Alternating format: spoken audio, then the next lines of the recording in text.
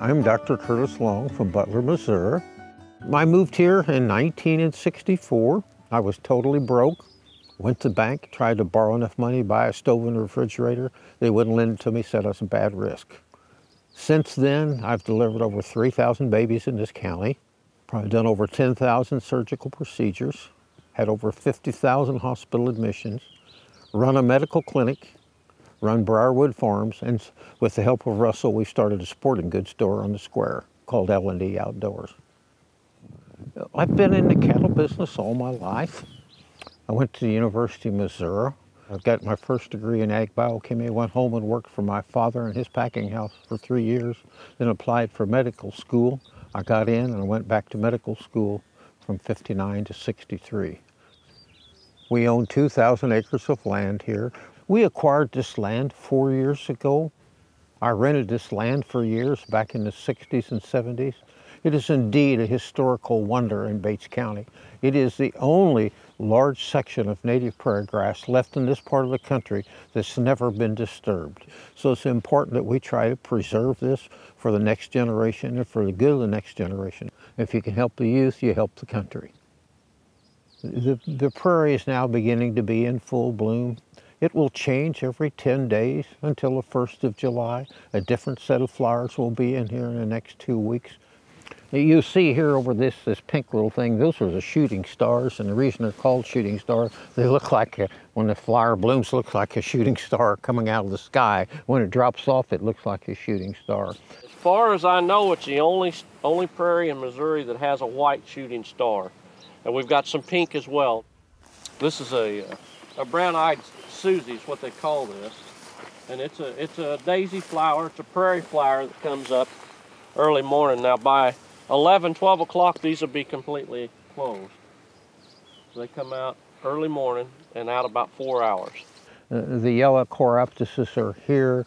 The spiderworts, they are here. And the beautiful, beautiful color of the Indian paintbrush is hard to match. If you get paint colors at the store, you can't match it. Try as you may, you can't. It's beautiful.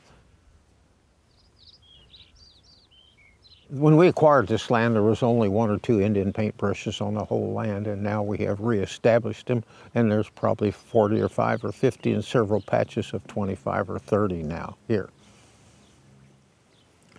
I am most proud of this establishment of the prairie grass here, being able to control the Sericea lacidata and reduce the amount of fescue in the pasture. We spray this in the wintertime when the prairie is dormant with Roundup to kill the fescue. What happens is the fescue will invade the prairie and take over unless you try to control it. We do controlled burning. The reason we burn is to help control the weeds and the weed seeds when we burn in the spring. The ash, the fire kills the weed seed, and then the ash works as fertilizer for the prairie grass. The prairie will change as the weather changes. Then it will mature, and we will cut this for hay approximately July the 15th to July the 30th. We will obtain off of this, without a drop of fertilizer, approximately 500 big round bales of hay. Whenever we get ready to hay it, it takes about 4 solid days from daylight till dark, starting at one end to the other. And you come in here and you cut it 5 to 6 inches up off the ground, depending where that prairie grass stem starts. That's the main thing. You know, the prairie will be, you know, waist high, shoulder high before we hay it.